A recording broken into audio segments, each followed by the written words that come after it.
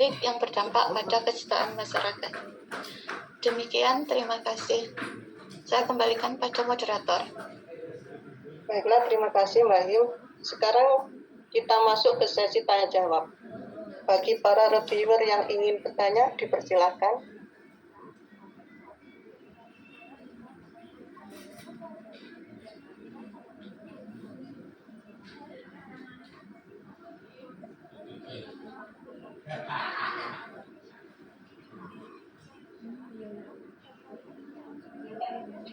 Iya, Bu Lina. Kebetulan saya reviewer di presentasinya Bu Lina, jadi saya izin ini ya, diskusi mungkin ya. Siap, Mas. Enggak, ini apa namanya, ini aja apa namanya, diskusi aja, sharing aja mungkin.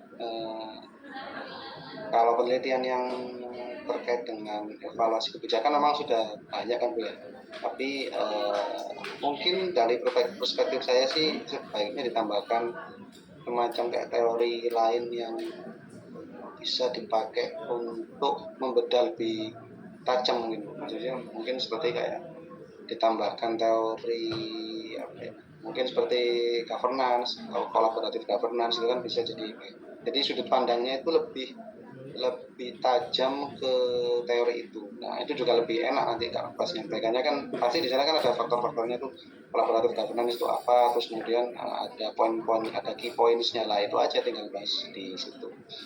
Terus kemudian kalau itu yang pertama. Terus kemudian mungkin saya dari C1 sampai C5 Bu ya, boleh apa ya?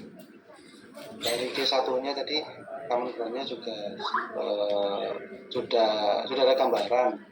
Maksudnya kami yang menerima presentasi kan sudah ada gambaran, tapi tinggal ditajamkan aja Bu, di apa namanya, mungkin dari yang lebih umum kan tadi sudah disampaikan ada pengelolaan ekonomi daerah yang ujungnya ke pemanfaatan aset daerah gitu ya. Nah, itu mungkin bisa ditambah data ininya, mungkin data asetnya.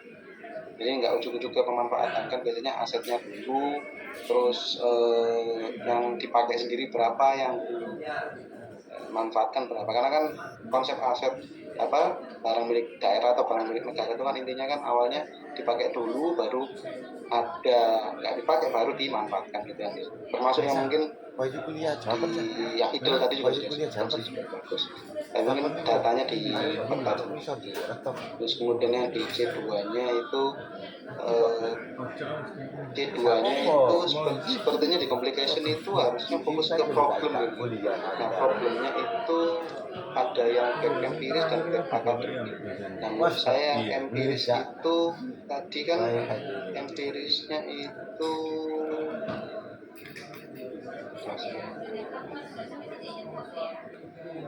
ini hanya menyebutkan penelitian terdahulu aja Bu, yang di complication-nya itu ya, yang Pak Samsudin siapa tadi kan itu. Nah, itu gap menurut saya diawali dengan gap empiris. Maksudnya problem yang ada di lapangan itu apakah, kalau tadi memang disebutkan banyaknya idle, nah mungkin bisa fokus ke situ aja, nggak perlu. Jadi dikasih aja datanya yang idle itu dibandingkan yang dipakai, mungkin itu bisa lebih menarik gitu. Karena tadi kan hanya yang gap empiris saja gitu. Yang akademiknya yang gap akademik sudah ada tapi mungkin dieksplor lagi. Terus terutama penelitian yang terindeks Scopus saja biar lebih valid gitu. Terus yang C3-nya, C3 itu concern ya. Concern itu sepertinya kalau nggak salah ya, untuk menjawab pertanyaan kenapa sih itu harus dilakukan gitu penelitian. Jadi harusnya menjawab gap-nya tadi. Nanti bisa didengar lagi. Terus kemudian yang di C4-nya, menjawab pertanyaan masalah. Yang C4 itu kan tentang course of action. Nah, itu sudah dijawab pakai teorinya William Dunn ya. Nanti kalau menurut saya ditambah teorinya governance atau apalah, terserah Bu ini nanti bisa dijawab lagi. Nah, itu tambahkan juga. Terus untuk yang C5 sudah cukup lah kontribusinya seperti itu, tapi mungkin ditambahin lagi. Mungkin itu dari saya. Terima kasih, Bunda, Bu Mina, terima kasih. Izin moderator bisa langsung ditanggapi atau nunggu yang lain dulu? Monggo, Oke. ditanggapi langsung ya Pak. Oke. Mas Farhan, terima kasih masukannya Mas Yang Farhan. apa tadi kan? Untuk yang C ini ya, C2 sama C3 itu harusnya digabung gitu tak? Yang C2 itu masih, yang C3-nya itu masih harusnya di C2 gitu. Yang sebenarnya gapnya itu yang di C3 Mas Izin. Orang apa tuh? Mana sih Ini yang gapnya kan sudah direkomendasikan dari penelitiannya Pak Samsudin tadi. Itu kan ada optimalisasi aset ya, pengelolaan aset dan sinergi antara optimalisasi aset dan strategi. Ya, itu tidak menutup kemungkinan meningkatkan dukungan terhadap PAD. Tapi kenyataannya gitu kan, ini gapnya di lapangan masih terdapat banyak aset idle, banyak yang pemanfaatannya itu tidak sesuai dengan perjanjian. Mungkin seperti itu nggih. Iya. Nanti konsepnya saya lakukan ya. Jadi kan gapnya, berarti secara empiris kan Bu Lina menyatakan bahwa gapnya itu di apa namanya, di idolnya itu kan ya, di apa namanya, di data idolnya. Karena yang pembayarannya yang tidak sesuai dengan ini gitu kan, ini di keterangan ini sebenarnya ada keterangan yang ini ya, iya di kolom 345 itu kan saya capture cuma itu gitu loh, benar-benar banyak itu datanya, sedikit aja yang saya capture yang masalahnya kelihatan kayak menarik gitu. Oke. Berarti yang belum tercantum tadi concernnya ya? Iya, sama mungkin tambahan teori apa gitu yang mendukung untuk pembahasan. Oke. Terima kasih Mas Farhan. Kembali ke moderator, terima kasih. Matur nuwun Mas Farhan untuk masukannya. Untuk selanjutnya, presentasi selanjutnya, monggo dipersilakan. Oke, terima kasih Bu Eti. Assalamualaikum warahmatullahi wabarakatuh, teman-teman, Bu Imina. Terima kasih atas pemaparannya. Menurut saya, Ibu Ngapunten, ini mungkin juga diskusi. Kebetulan kan saya juga mengambil materi terkait evaluasi. Nah, insight yang saya dapat itu mungkin program kebijakan dari pemanfaatan aset ini kan program yang sedang berjalan gitu, jadi sambil berjalan gitu. Mungkin dalam perjalanannya itu ada aksi-aksi yang sudah dilakukan atau sedang dilakukan Pemkab Banyuwangi sendiri untuk mengintervensi permasalahan pemanfaatan aset ini. Jadi kan mungkin sebelum-sebelumnya sudah pernah dilakukan evaluasi, kemudian diperbaiki dengan beberapa penyesuaian. Kemudian di tahunnya lagi ada penyesuaian kembali disesuaikan dengan kondisi yang terjadi di lapangan. Nah, menurut saya itu juga mungkin bisa jadi tambahan data sekaligus mungkin nanti bisa jadi rekom lagi apabila dimasukkan dalam terbelakang ini, Bu. Jadi mungkin untuk Bu Mina sendiri bisa jadi masukan begitu. Kemudian saya setuju dengan Mas Farhan tadi yang terkait konsen, Ibu mungkin bisa dipertajam lagi apa urgensi dari evaluasi pemanfaatan aset ini. Jadi mungkin karena pemanfaatan aset ini kan erat kaitannya dengan pendapatan asli daerah, di mana PAD ini kan semakin besar PAD-nya mungkin semakin besar PAD daerah, maka kan kemandirian daerah itu kan semakin tinggi gitu. Mungkin kan kami kan juga belum terlalu mengerti.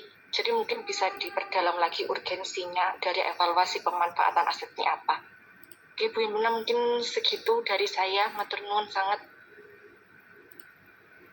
Izin moderator bisa langsung saya tanggapi? Oke, monggo Bu.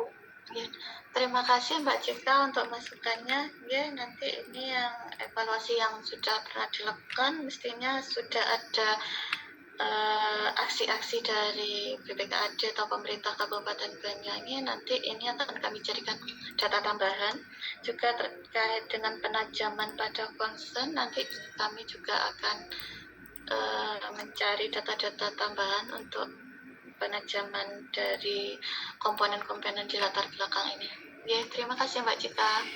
Kembali ke moderator. Baik, terima kasih Mbak Cika atas masukannya. Selanjutnya, reviewer yang ingin bertanya, dipersilakan. Assalamualaikum warahmatullahi wabarakatuh. Ibu Indina, kini saya sama-sama belajar jadi diskusi. Dan Mas, bisa dikerasin lagi suaranya. Halo? Halo? Kerasin lagi suaranya. Halo? Sudah. Iya, sudah. Ya, Bu Indina, ada beberapa yang menurut saya perlu ada lagi. Saya ini mengambil sumbernya tidak cuma di PPT Bu ya, karena kemarin telah diberikan Bu Indina file Word-nya, jadi saya mungkin kebanyakan dari situ membaca-bacanya. Jadi yang pertama mungkin terkait format Bu. Terkait format itu kalau mungkin saya baca di halaman paragraf 1 dan 3 itu, nah penelitian terdahulu itu menurut saya belum sesuai dengan kaidah penulisan kutipan Bu, yaitu mungkin itu belum disertakan tahun artikelnya. Nah itu, jadi kutipan-kutipan itu mungkin harus disertakan. Kalau sepengetahuan saya harus disertakan tahunnya dan format kutipannya. Lalu yang kedua adalah terkait judul atas tabel. Nah tabel itu ada yang saya lihat ada yang judulnya itu ditaruh di tengah, lalu ada yang ditaruh di kiri, maksudnya di sisi kiri, di alinea, di sisi alinea paragraf. Nah itu mungkin harus lebih konsisten aja untuk penulisan terkait tata letak penulisan, dan juga penggunaan kata baku yang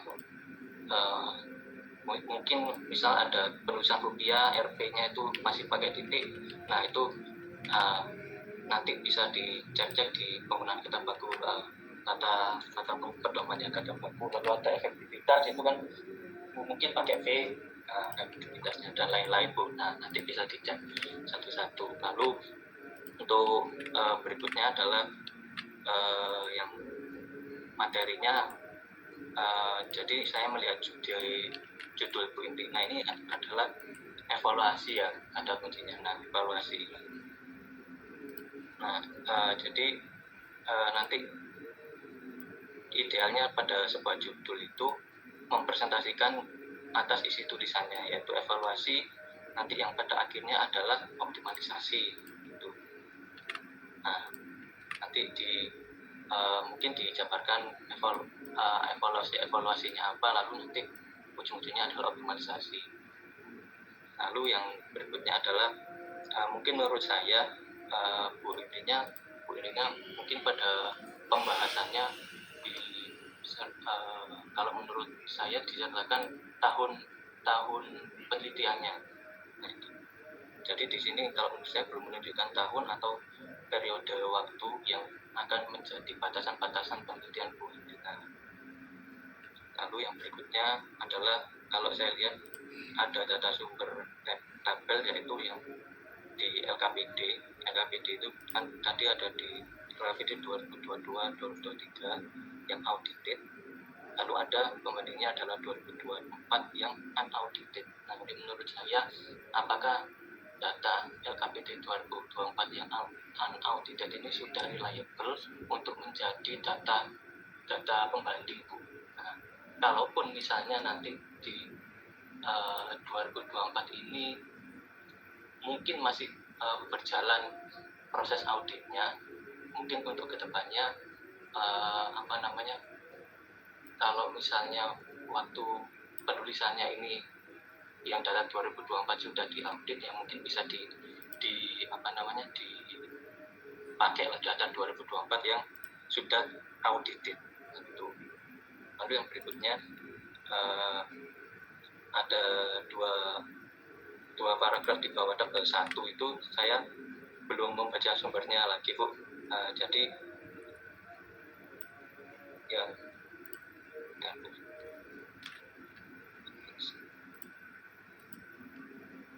seperti pendapatan asli daerah yang selanjutnya disingkat PAD adalah bla bla bla bla bla, lalu barang milik negara atau disingkat PMD adalah bla bla bla bla bla. Nah itu saya belum, menurut saya masih belum membaca sumbernya, apakah ini ada sumbernya, memang ada sumbernya yang belum disertakan, atau ini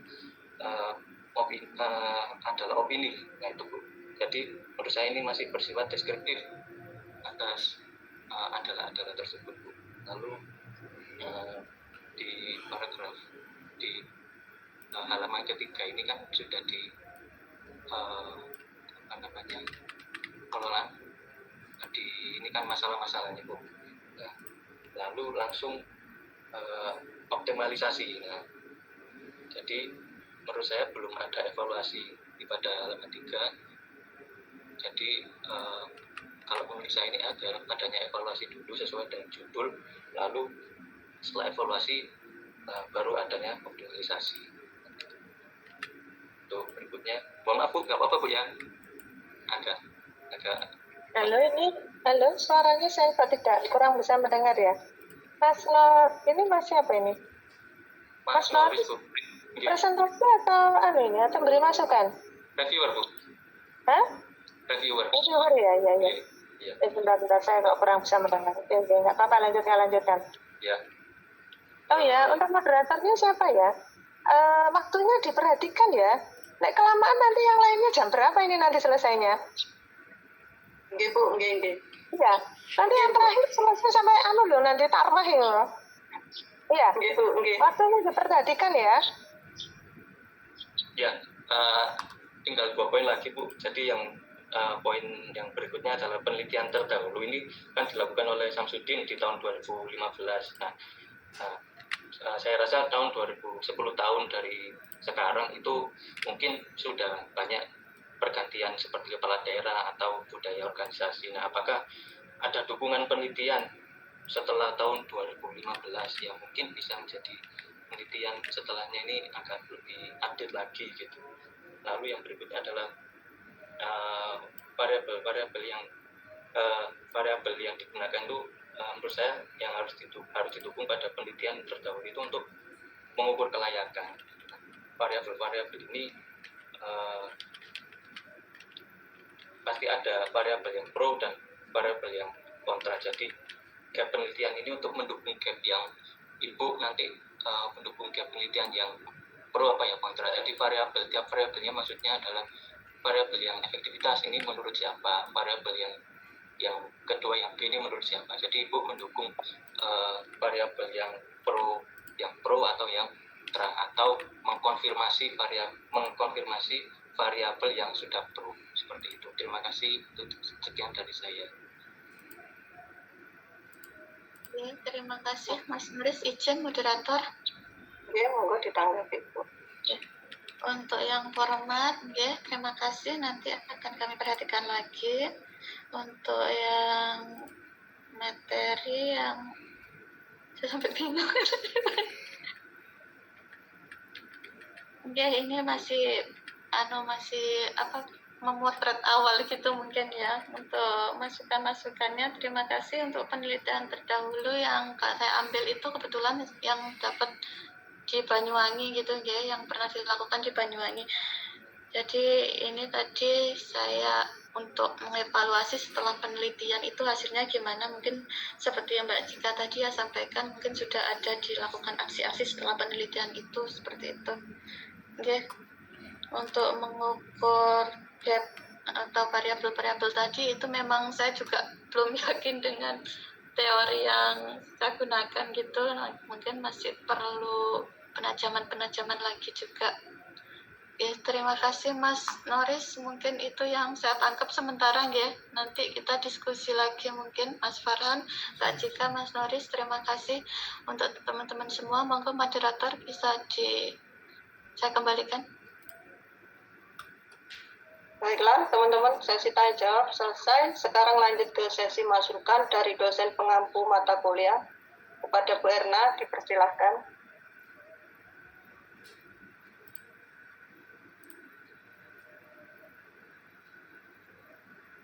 Bu Adi, saya tidak ada, langsung aja Bu Adi.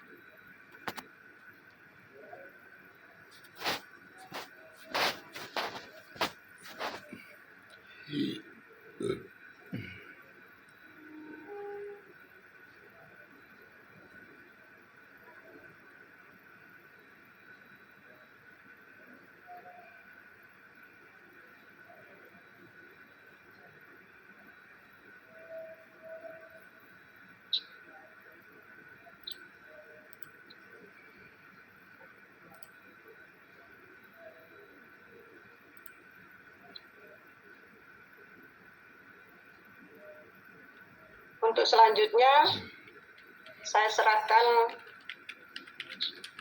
ke peserta yang lainnya.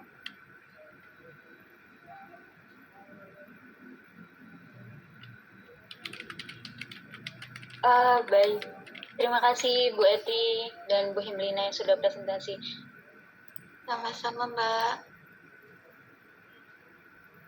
Mungkin selanjutnya bisa langsung ke presentasinya Mbak Cika yang dipandu oleh Mas Noris. Oh, ayo. Oke. Mbak izin share screen ya.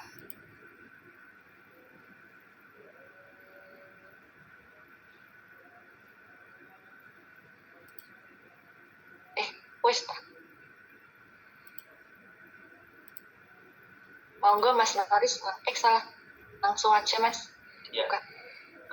Selamat siang semuanya. Kali ini kami akan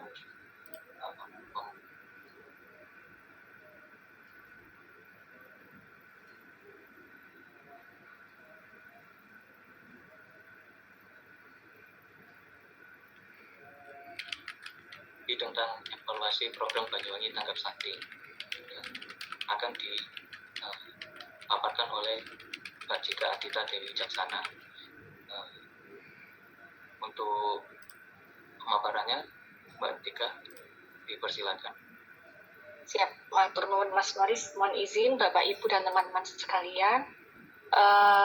Pada kesempatan kali ini saya izin memaparkan yang rencananya akan menjadi latar belakang masalah yang akan saya pakai pada proposal tesis, yaitu studi tentang evaluasi program Banyuwangi Tanggap Stunting.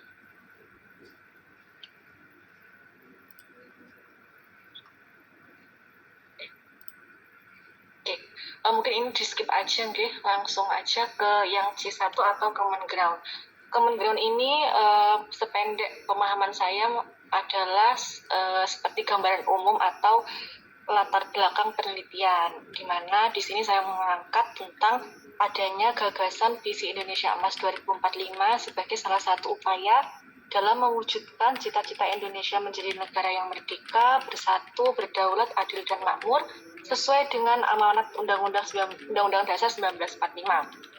Visi Indonesia Emas 2045 ini terdiri dari 4 pilar, yang salah satunya ialah pembangunan manusia dan penguasaan ilmu pengetahuan dan teknologi.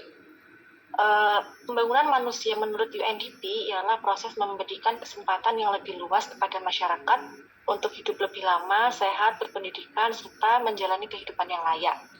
Pembangunan manusia ini menjadi hal yang krusial karena dapat meningkatkan kualitas hidup, daya saing, kemandirian bangsa, serta mendorong pertumbuhan ekonomi suatu negara. Nah, UNDP ini memperkenalkan IPM sebagai indikator pembangunan kualitas hidup manusia, di mana hingga saat ini pemerintah masih terus berusaha untuk meningkatkan IPM di Indonesia. Namun memang tidak bisa dipungkiri bahwa masih banyak hambatan dan tantangan yang dihadapi. Salah satunya ialah permasalahan stunting. Nah, prevalensi angka stunting di Indonesia ini masih tinggi apabila dibandingkan dengan angka yang ditetapkan oleh WHO, yaitu 20%. Akan tetapi hingga saat ini pergeseran angka prevalensi stunting ini masih menunjukkan tren positif, di mana dari tahun 2018 sampai dengan tahun 2024 ini angkanya secara konsisten terus menurun. Nah, target yang besar ini merupakan bentuk keseriusan pemerintah dalam menghadapi permasalahan stunting di Indonesia, yang juga didukung dengan dikeluarkannya Perpres Nomor 72 Tahun 2021 tentang percepatan penurunan stunting. Kemudian berlandaskan amanat Perpres tersebut, pada bulan Juli 2022, Kabupaten Banyuwangi meluncurkan program Banyuwangi Tanggap Stunting atau BTS sebagai bentuk komitmen untuk mencegah dan menurunkan angka stunting di wilayah Banyuwangi. Kemudian yang kedua ada complication, yaitu terkait dengan gap penelitian. Secara teknis, program BTS ini memanfaatkan teknologi berbasis web dalam proses pengumpulan dan pelaporan data sasaran program. Nah, data-data tersebut itu meliputi identifikasi kualitas stunting by name, by address, by coordinate, by problem, serta analisis faktor penyebab stunting yang kemudian akan diupload dan dilaporkan oleh para kader puskesmas, posyandu, dan PKK di website BTS. Mengingat wilayah Kabupaten Banyuwangi ini merupakan kabupaten terluas di Jawa Timur, maka pemanfaatan teknologi informasi ini diharapkan akan meningkatkan efektivitas dan efisiensi dalam pelaksanaan program BTS. Kemudian program BTS ini juga diperkuat dengan dikeluarkannya keputusan Bupati Banyuwangi nomor tertera tentang tim percepatan penurunan stunting Kabupaten Banyuwangi yang menetapkan bahwa program BTS ini melibatkan kolaborasi dari banyak stakeholder, yaitu mulai dari berbagai organisasi perangkat daerah, kemudian instansi terkait, BKKBN, LSM, swasta, perangkat dusun, desa, dan berbagai pihak lainnya. Kemudian pada tahun 2023, Bupati Banyuwangi juga mengalokasikan 7,7 miliar guna mempercepat penurunan stunting yang kemudian di tahun 2024 itu dinaikkan menjadi 10 miliar. Nah, hal tersebut menandakan keseriusan Pemkab Banyuwangi dalam menyelesaikan permasalahan stunting. Kemudian Pemkab Banyuwangi juga banyak melakukan berbagai program intervensi gizi dalam rangka mendukung jalannya program BTS ini, seperti gerakan serentak aksi bergizi, termasuk memfasilitasi para remaja putri untuk minum tablet tambah darah, karena remaja putri ini kan merupakan cikal bakal seorang ibu. Sehingga apabila terindikasi mengidap anemia, maka akan tinggi pula kecenderungan menjadi ibu hamil anemia. Dan anemia pada ibu hamil ini akan meningkatkan resiko melahirkan bayi berat badan lebih rendah dan juga stunting. Kemudian juga ada pembangunan dan penambahan jaringan perpipaan, tandon, dan sumur bor untuk mendukung distribusi air bersih di 71 titik yang rawan air dan daerah yang terdeteksi angka stunting tinggi. Karena apabila air yang dikonsumsi sehari-hari itu untuk mandi, cuci, kakus itu tercemar, maka seorang anak akan beresiko terpapar infeksi penyakit. Kemudian juga ada program gerakan memasyarakatkan makan ikan sebagai salah satu upaya intervensi gizi yang menggerakkan sektor perikanan di Banyuwangi. Ikan ini diketahui sebagai sumber pangan yang kaya protein dan omega 3 yang diperlukan untuk pertumbuhan fungsi normal seluruh jaringan tubuh, termasuk untuk perkembangan sel otak yang optimal.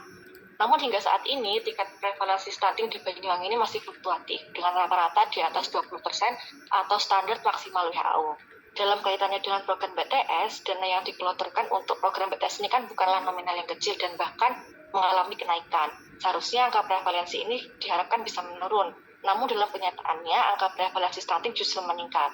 Kemudian pemanfaatan SPBE juga telah diimplementasikan dalam website Banyuwangi Tanggap Stunting, sehingga tentu lebih mudah dalam mengakses dan memproses pengumpulan data dan proses pelaporannya. Selain itu juga telah banyak dilakukan program intervensi gizi untuk mendukung program BTS ini. Kemudian masuk ke konsen, mengapa masalah stunting ini harus diselesaikan. Pertama, stunting ini adalah masalah kurang gizi kronis yang mengakibatkan pertumbuhan dan perkembangan anak itu menjadi terhambat, sehingga berdampak pada kecerdasan anak, gangguan metabolisme tubuh, dan gangguan pertumbuhan fisik.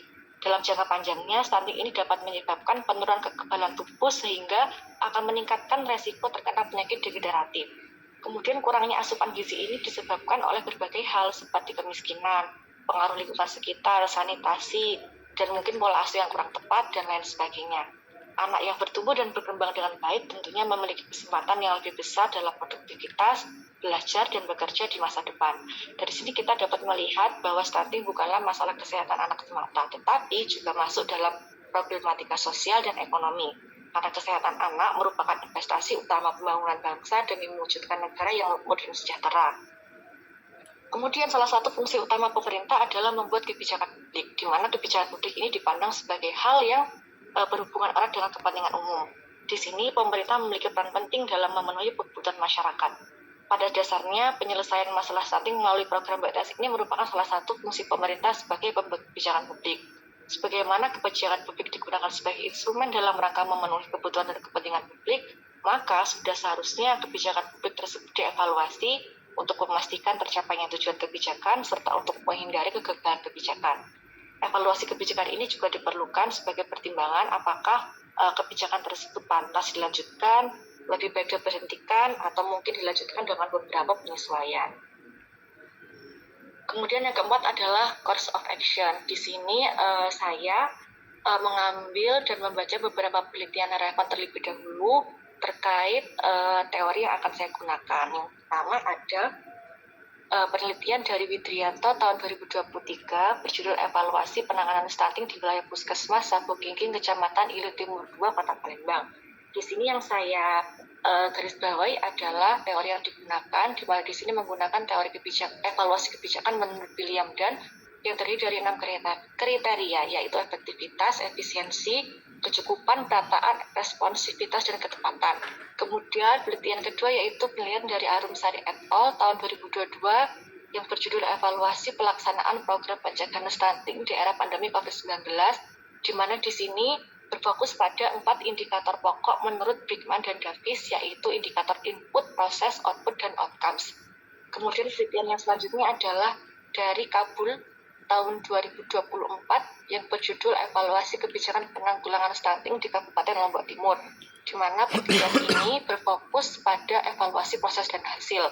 Kemudian yang keempat adalah penelitian dari Mawardi 2024 tentang evaluasi kebijakan stunting di Dinas Sosial Pemberdayaan Perempuan dan Keluarga Kabupaten Rembang, di mana penelitian ini dikaji dengan menggunakan 3 indikator evaluasi oleh Dan, yakni efektivitas, responsivitas, dan ketepatan pada tahapan input, proses, dan hasil. Nah, dari keempat penelitian terdahulu ini yang menurut peneliti relevan dengan yang akan peneliti angkat sekarang adalah peneliti tertarik untuk mengangkat sebuah kajian penelitian yang berjudul studi tentang evaluasi program Banyuwangi Tanggap Stunting, di mana peneliti akan melakukan penelitian analisis untuk mengevaluasi program Banyuwangi Tanggap Stunting pada tahap pelaksanaan atau ongoing evaluation melalui komponen input, proses, dan output dengan menggunakan kriteria evaluasi kebijakan menurut Dan yang disesuaikan dengan kondisi di lapangan. Kemudian yang terakhir adalah contribution, yaitu terkait manfaat teoritis dan praktis dari penelitian ini. Secara teoritis, penelitian ini diharapkan mampu memberikan kontribusi bagi perkembangan ilmu kebijakan publik, khususnya dalam bidang evaluasi program dalam pelaksanaan penanganan stunting, serta sebagai rujukan bagi peneliti selanjutnya yang akan melakukan penelitian yang relevan. Sedangkan secara praktis, penelitian ini diharapkan dapat memberikan informasi atau kontribusi pemikiran bagi pemerintah Kabupaten Banyuwangi dalam menentukan kebijakan penanggulangan stunting. Sekian presentasi dari saya, mohon tanggapan, masukan, dan saran dari Bapak Ibu sekalian. Assalamualaikum warahmatullahi wabarakatuh. Kami kembalikan ke Mas Noris. Ya, terima kasih Ibu Cika atas pemaparannya. Untuk yang berikutnya adalah sesi tanya jawab. Yang akan diberikan kesempatan yang pertama adalah Bu Grafiarus 1 kepada Bu Elva. Dipersilakan.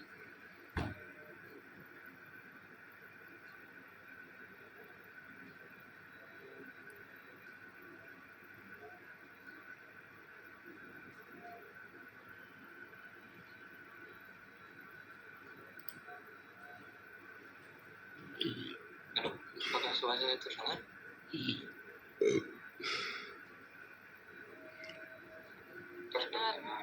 Mas Noris, kalau mungkin Mbak Elva masih menunggu, saya review Word ketiga, apa boleh bertanya lebih dahulu untuk efektivitas waktunya? Boleh langsung, Sinta.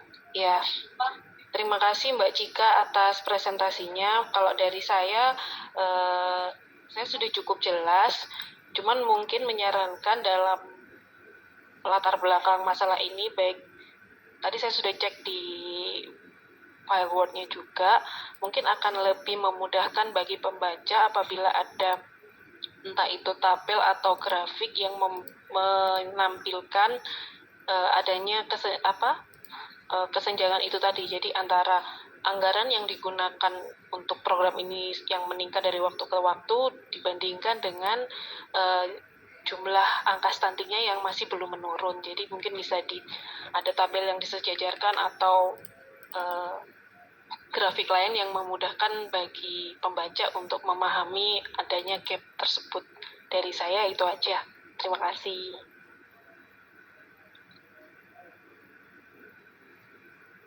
Boleh langsung dijawab ya Mas Noris, Shin Mas. Oh iya, silakan. Ya, matur nuwun Mbak Sinta atas masukannya. Jadi tadi tabel atau grafik antara anggaran dan tingkat prevalensi stuntingnya ya Mbak ya?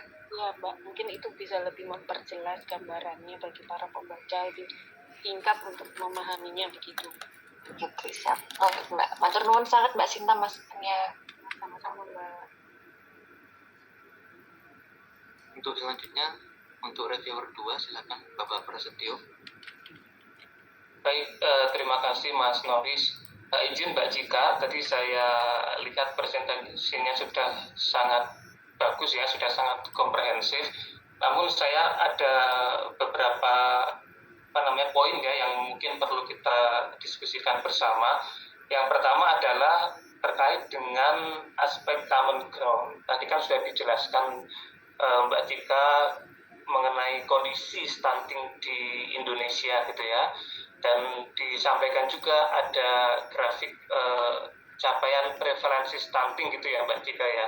Namun saya melihat datanya itu kan masih data tahun 2022, mungkin bisa diperbarui lagi ya sampai dengan data yang terbaru di tahun 2024.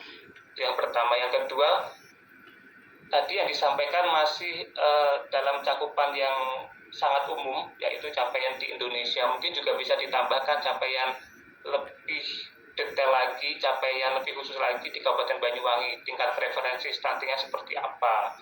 Kemudian bisa juga ditambahkan data-data lain yang dapat membuat pembaca ini berpikir bahwa masalah stunting di Banyuwangi ini penting untuk dilakukan penelitian. Kemudian yang kedua terkait dengan aspek complication, tadi dijelaskan Mbak Cika bahwa data prevalensi stunting di Banyuwangi ini kan sudah masih di angka 20% gitu ya. Namun kondisi tersebut mengalami peningkatan dari tahun sebelumnya, yang mana seharusnya menurun dari tahun ke tahun. Nah, tadi belum dijelaskan di tahun sebelumnya itu berapa. Jadi untuk memberikan gambaran yang jelas, mungkin perlu disajikan juga data tahun sebelumnya berapa, kemudian data yang tahun ini yang di atas 20% itu. Kemudian tadi saya juga belum melihat dari sisi academic gap-nya ya, yang di point complication. Itu saja Mbak Cika dari saya. Terima kasih. Ya, makasih Mas Tio. Benarnya kalau izin menjawab ya Mas ya, sebenarnya kalau di narasi wordnya itu saya sudah tampilkan, cuman karena memang keterbatasan waktu dan tempat di Word itu saya lupa untuk memasukkan data yang Banyuwangi tadi gitu. Makasih ya Mas atas remindernya, nanti saya lengkapi lagi. Atur nuwun sangat. Monggo Mas Noris. Iya, terima kasih untuk para reviewer. Berhubung ini Mbak Elvanya tidak ada, jadi kami akhiri saja untuk presentasi sesi 2 kali ini. Terima kasih untuk presenter dan para reviewer. Untuk berikutnya kita beralih ke presentasi ketiga. Silakan. Ya baik, terima kasih Mas Noris dan juga Mbak Cika. Selanjutnya mungkin presentasi dari Bu Eti, tapi Mbak Elva sebagai moderatornya tidak hadir, mungkin bisa langsung saya gantikan begitu ya, biar nanti bisa selesai semua untuk sesi hari ini. Baik, untuk presentasi selanjutnya, Bu Eti apakah sudah siap Ibu? Ya Mbak, sudah Mbak. Izin share screen ya. Ya baik Bu.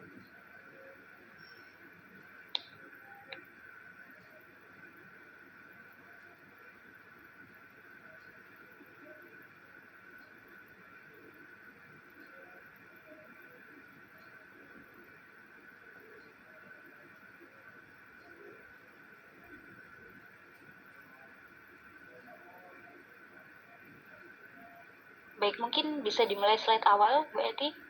Bentar Mbak. Iya.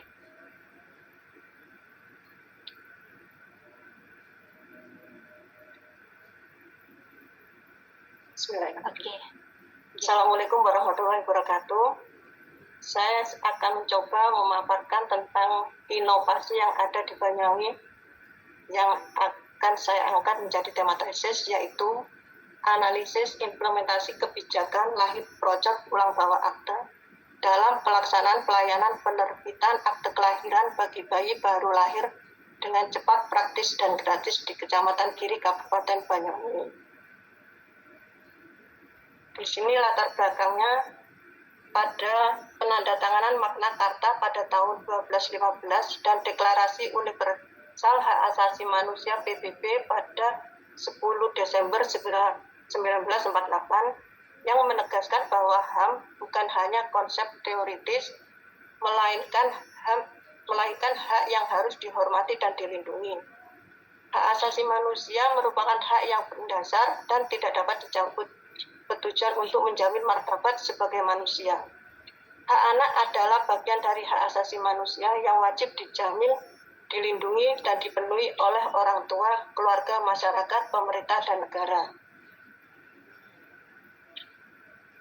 Konvensi Hak Anak PBB menegaskan bahwa setiap anak memiliki hak atas kehidupan, harus segera didaftarkan setelah lahir, serta memiliki hak atas nama dan kewarganegaraan, sehingga identitas diri dan hak-hak kewarganegaraannya terlindungi. Artinya, identitas diri seseorang dimulai ketika dilahirkan, dan dengan adanya akta kelahiran, maka hak-hak kewarganegaranya dilindungi. Akta kelahiran merupakan alat atau dasar pemerintah untuk mengeluarkan kebijakan terkait mobilitas penduduk, terutama tingkat fertilitas atau kelahiran sesuai dengan Undang-Undang Nomor 35 Tahun 2014. Di Indonesia, hak anak dalam kaitannya dengan akte kelahiran diatur dalam beberapa kebijakan, diantaranya yang pertama Pasal 28B Ayat 2. Yang kedua, Undang-Undang Nomor 12 Tahun 2006 tentang kewajiban untuk mencatat kelahiran. Yang ketiga, Undang-Undang Nomor 24 Tahun 2013 tentang perubahan atas Undang-Undang Nomor 23 Tahun 2006 tentang administrasi kependudukan. Pelayanan publik yang mencakup barang, jasa, dan pelayanan administratif memiliki peran penting dalam pemenuhan kebutuhan masyarakat. Salah satunya adalah akte kelahiran yang menjadi bukti identitas dan penting dalam administrasi kependudukan. Banyuwangi yang terletak di ujung timur Pulau Jawa dengan luas wilayah 5.782.000 km, terdiri dari 25 kecamatan, 189 desa, 28 kelurahan dengan jumlah penduduk 1.791.789 jiwa pada tahun 2024. Jarak terjauh dari desa terpencil ke kota Banyuwangi mencapai 80 km dan memakan waktu lebih dari 2 jam, menyebabkan kesulitan bagi masyarakat dalam mengurus akte kelahiran. Masyarakat seringkali tidak menganggap penting akte kelahiran, meskipun proses administrasinya telah dipermudah pemerintah. Kendala utamanya adalah rendahnya kesadaran masyarakat dan rumitnya prosedur penerbitan akte kelahiran. Nah, di sini ada tabel dari 2013 sampai 2019 tentang penerbitan akte kelahiran dan rasio bayi yang memiliki akte lahir.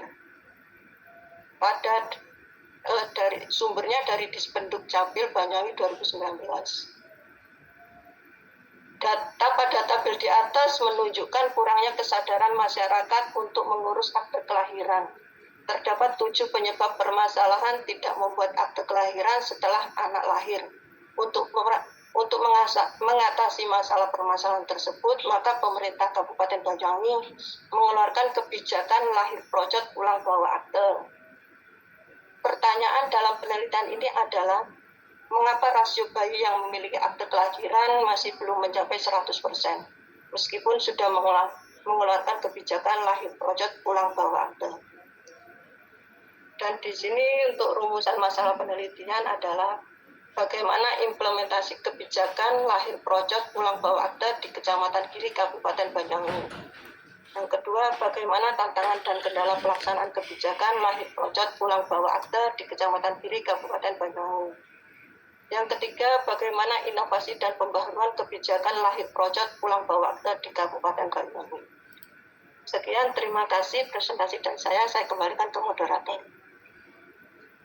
Baik, terima kasih atas presentasinya Bu Edi. Selanjutnya kita langsung ke reviewer. Ada 3 reviewer, ada Mbak Amanca, Bu Febriana, dan juga Mas Kasan. Monggo silahkan. Mungkin dari Mbak Amanca dulu. Boleh silahkan Mbak. Terima kasih Mbak Elis dan juga terima kasih Bu Eti atas presentasinya ya. Saya apresiasi sudah cukup baik Bu Eti terkait dengan common ground-nya juga ya. Sudah melampirkan definisi dari hak asasi manusia bahkan dari Magna Carta 1215 dan juga konvensi hak anak dari PBB dan juga ada definisi dari akta kelahiran itu sendiri dan juga bagaimana pentingnya pelayanan publik sebagai salah satu alat kebijakan dari pemerintah untuk mengurus akta kelahiran seperti itu ya, di mana selanjutnya memasuki bagian concern, di mana secara concern ini geografis Banyuwangi ini menyebabkan kesulitan bagi masyarakat seperti itu ya untuk mengurus akta kelahiran. Oleh karena itu, Ibu juga tadi menunjukkan data terkait dengan rendahnya kesadaran masyarakat untuk mengurus akta kelahiran dan juga terkait dengan rumitnya administrasi yang ada seperti itu. Mungkin saran dari saya, Ibu, tadi sudah cukup baik ditampilkan data terkait dengan penerbitan akta yang berbanding terbalik dengan rasio bayi yang memiliki akta kelahiran ya, ada gap di situ. Nah, mungkin perlu adanya sedikit data pendukung terkait dengan apakah benar selisih data tersebut itu terjadi karena memangnya kesadaran masyarakat yang kurang ataukah ada faktor lain di baliknya. Seperti itu sih Ibu kalau dari saya catatannya. Terkait dengan rumusan masalahnya juga nanti mungkin bisa dirinci lagi sesuai dengan kebutuhan dari tujuan dan kontribusi penelitian tersebut, di mana sepertinya Ibu juga tadi di PowerPoint belum menampilkan kontribusi ya. Meskipun mungkin di Word-nya mungkin sudah ada, tapi karena saya hanya menyimak dari PowerPoint Ibu, mohon maaf Ibu, jadi mungkin bisa ditampilkan terkait dengan kontribusinya. Lalu mungkin pertanyaan dari saya terkait dengan kebijakan lahir procot pulang bawa akta pelayanan tadi nggak Ibu. Nah, bagaimana kebijakan tersebut menurut Ibu dapat mengatasi kendala umum yang tadi itu, yang terkait dengan kesadaran masyarakat yang rendah, rumitnya proses administrasi, dan memakan waktu yang lama gitu Ibu. Terima kasih.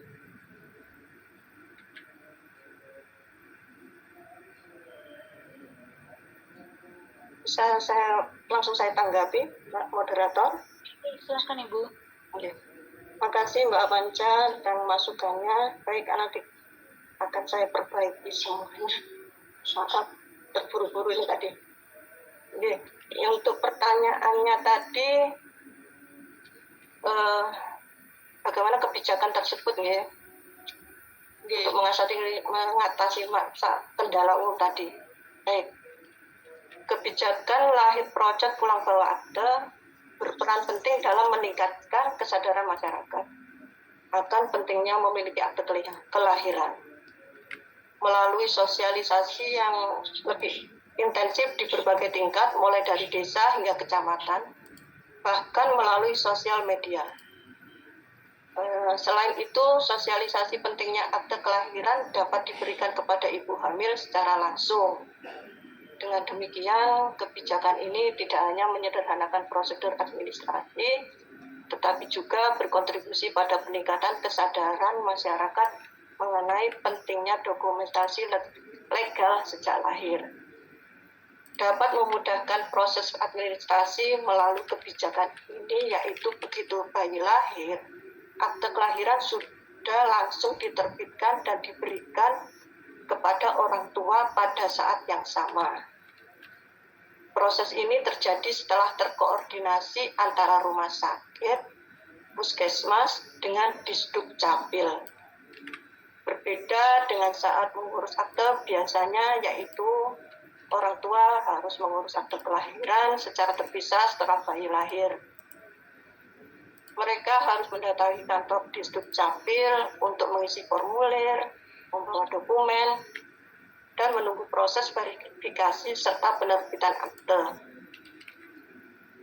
Untuk mempersingkat waktu penerbitan, melalui kebijakan lahir project ulang bawa akte, orang tua bayi langsung pulang dengan membawa akte kelahiran tanpa proses tambahan yang memakan waktu.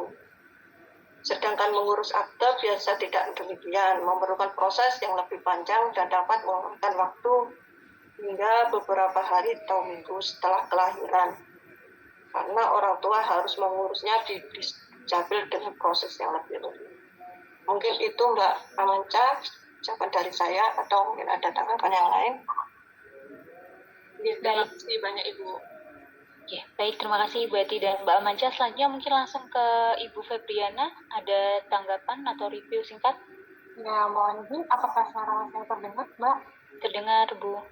Izin, mohon izin Beti, mohon izin rekan.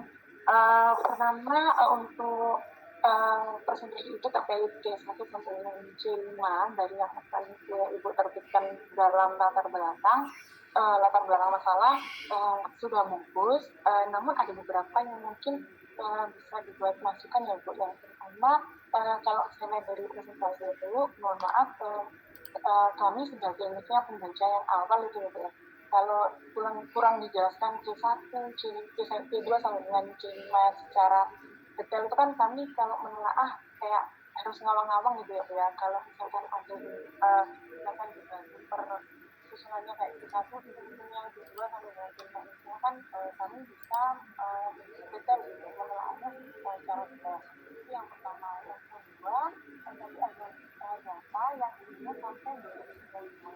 Mungkin kedepannya bisa diperbarui sampai dengan Mbak Arum, maaf suaranya kurang keras. ya. Sudah terdengar Ibu? Agak kecil Mbak. Terdengar Ibu? Belum. Kurang keras Ibu? Sampun. Nah, mungkin yang kedua tadi mungkin ada beberapa data ya. Tadi kan yang terakhir cuma sampai 2019. Mungkin datanya bisa diperbarui sampai dengan 2024 kan demikiannya mau di 2025. Kemudian sementara sarannya seperti itu Bu. Kemudian kalau untuk pertanyaannya memang program ganti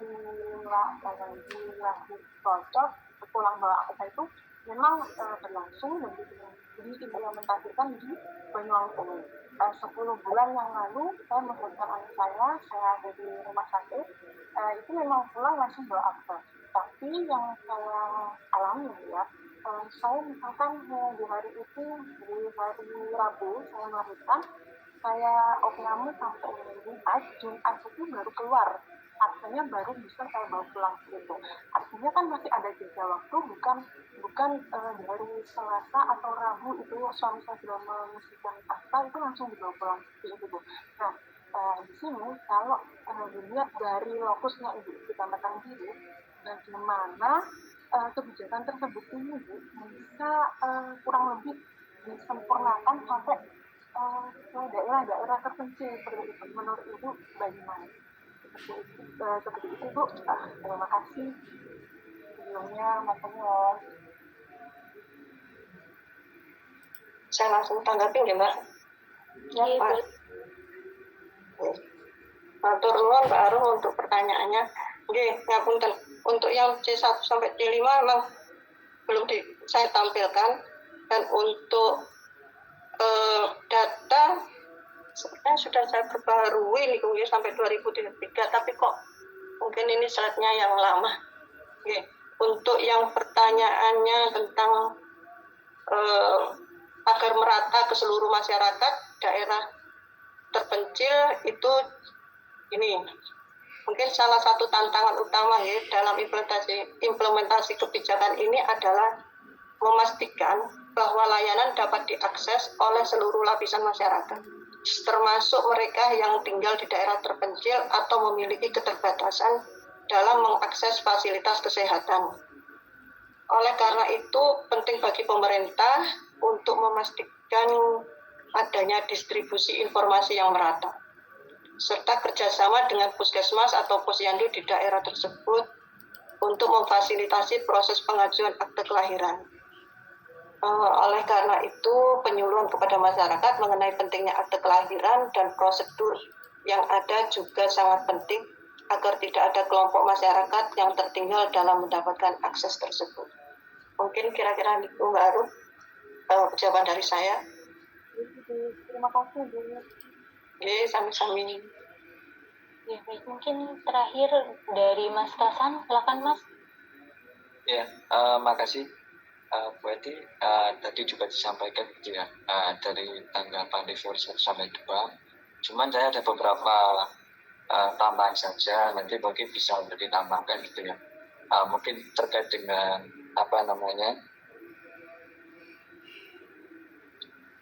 bagian concern. Memang kan tadi belum disampaikan C1 sampai C5 ya, tapi nanti bagian concern C3 sampai dengan C4 itu course of action itu nanti mungkin bisa dinyatakan gitu ya berarti kenapa gap itu perlu untuk dijawab dan bagaimana penggunaan di dalam teori itu juga relevan untuk menjawab dari gapnya yang telah disampaikan tadi.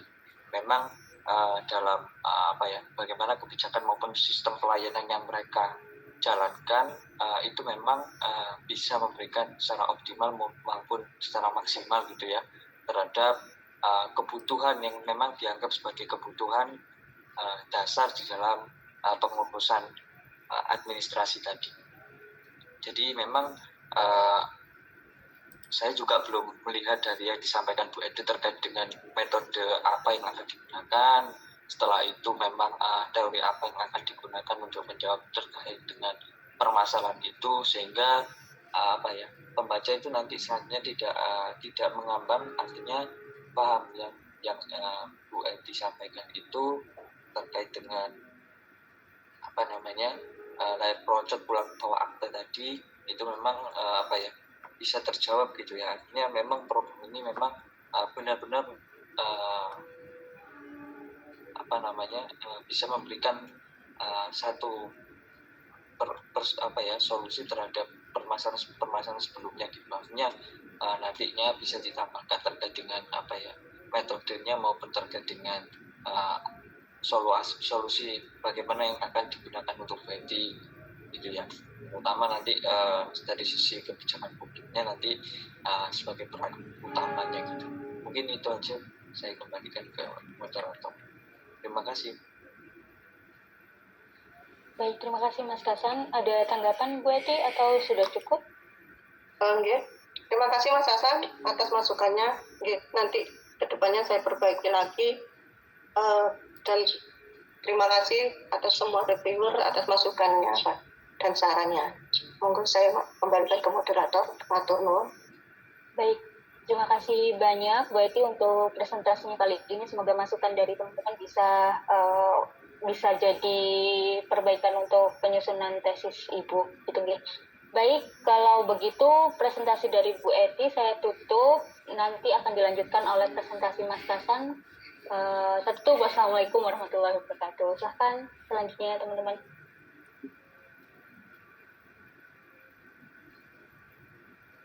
Ya, assalamualaikum warahmatullahi wabarakatuh. Terima kasih yang saya hormati Bu Erna dan rekan-rekan yang hadir. Moderator dulu Mas. Oh iya. Mbak Manca, silakan. Assalamualaikum warahmatullahi wabarakatuh.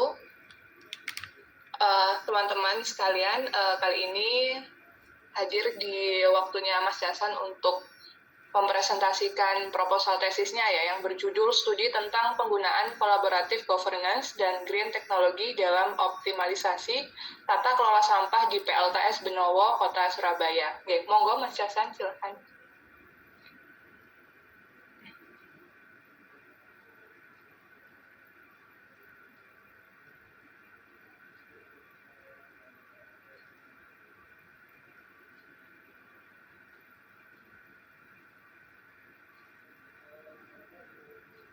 Monggo Mas Hasan, waktu dan tempat dipersilahkan. Oh ya, makasih Mbak. Terkait dengan proposal tesis ini LPM, saya mengambil judul terkait dengan studi tentang penggunaan kolaboratif governance dan green teknologi dalam optimalisasi tata kelola sampah di PLTS Benowo, Kota Surabaya. Next, Mbak. Ya, kita tahu bahwa sampah merupakan yang terjadi pada setiap negara berkembang gitu ya, terutama negara maju itu di peningkatan jumlah penduduk itu sebagai dampaknya gitu ya, dan konsumsi yang terlalu banyak. Itu disampaikan terhadap penelitian dari Henry pada tahun 2023. Tentunya peningkatan jumlah penduduk Indonesia itu maka jumlah sampah akan mengalami peningkatan yang sangat signifikan gitu ya. Namun aktivitas yang dapat dilakukan individu maupun kelompok itu dari setiap hari menghasilkan tentunya akan menghasilkan sampah. Jadi dari penelitian ini itu Indonesia menghadapi tantangan yang pengelolaan sampah akibat urbanisasi dan peningkatan populasi. Yang kedua itu pemerintah telah mengeluarkan kebijakan tetapi implementasi masih menghadapi berbagai kendala gitu ya. Dan yang ketiga itu konsep penggunaan green teknologi dan kolaboratif government ini berpotensi menjadi solusinya gitu. Next Mbak. Ya, kita tahu bahwasanya di Provinsi Jawa Timur itu timbulan sampah tertinggi diduduki oleh kota Surabaya gitu ya. Artinya bahwa Provinsi Jawa Timur juga menduduki menduduki kedua di provinsi di antar provinsi, dan juga di Provinsi Jawa Timur kota Surabaya juga menduduki nomor pertama sebagai timbulan sampah di Provinsi Jawa Timur gitu. Jadi menurut data Sistem Informasi Pengelolaan Nasional SIPS ini kota Surabaya itu timbulannya pada 2023 itu kurang lebih 657 ton atau setiap harinya itu kurang lebih 1,8 juta ton. Artinya bahwa memang kendala sampah ini masih menjadi tantangan terbesar di kota Surabaya. Kita tahu dengan adanya itu kualitas indeks Surabaya itu kadang juga sedang, kadang juga merah gitu ya. Artinya bahwa pengambilan per data ini pada kurang lebih pada 23 November 2024 itu kurang lebih menunjukkan angka 59, bahwasanya udara kota Surabaya itu selalu kurang baik gitu. Nah, juga disampaikan oleh melalui CNN ini Bapak Agus bahwa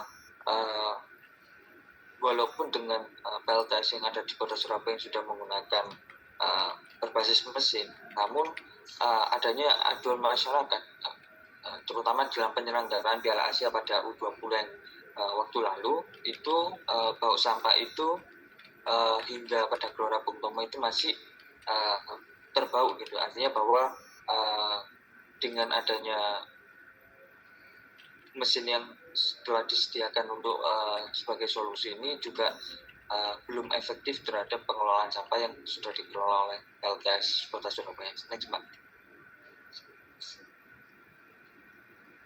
Ya, jadi yang disampaikan oleh Bapak Agus tadi memang bagaimana empirical dalam penelitian ini itu secara tidak langsung bahwa empirical gap-nya itu bagaimana perbedaan antara kebijakan yang dirancang dengan implementasi di lapangan. Secara theoretical gap itu kurangnya kajian dalam bagaimana collaborative government ini dapat diterapkan dalam tata kelola sampah yang berbasis green teknologi ini.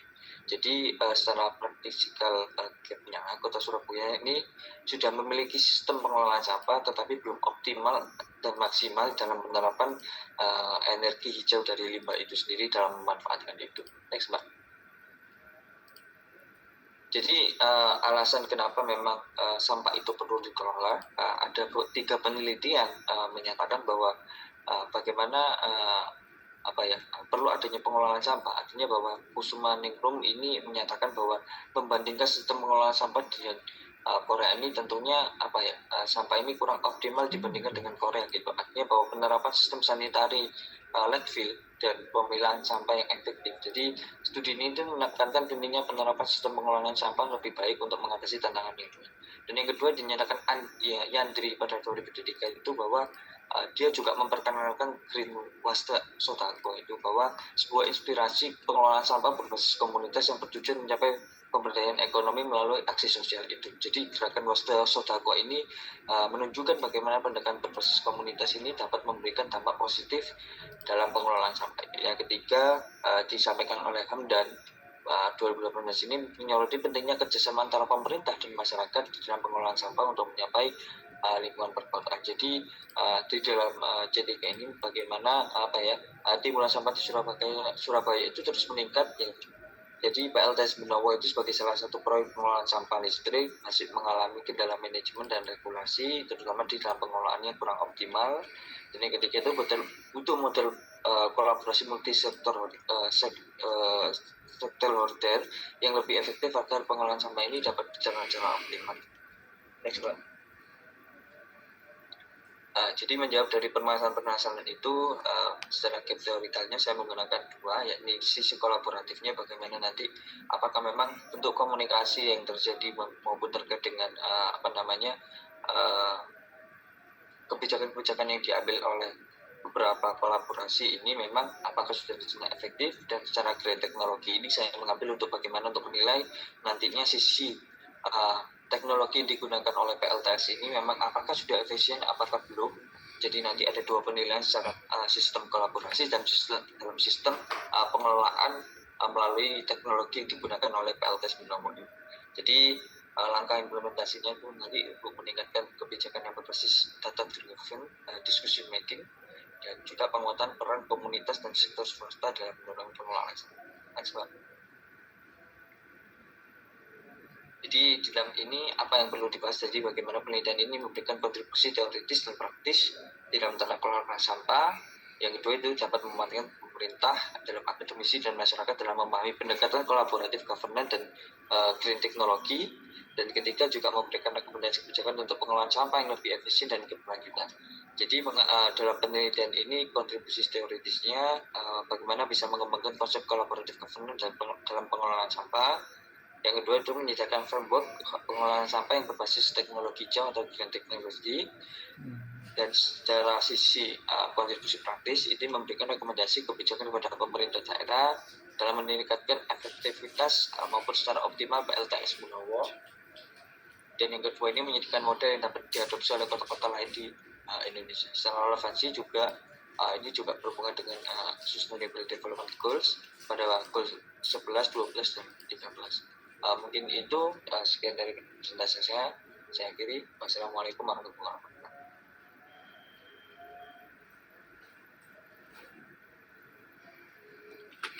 Terima kasih Mas Jason atas presentasinya. Monggo reviewer 1, reviewer 2, dan reviewer 3 untuk memberikan pendapat dan sarannya.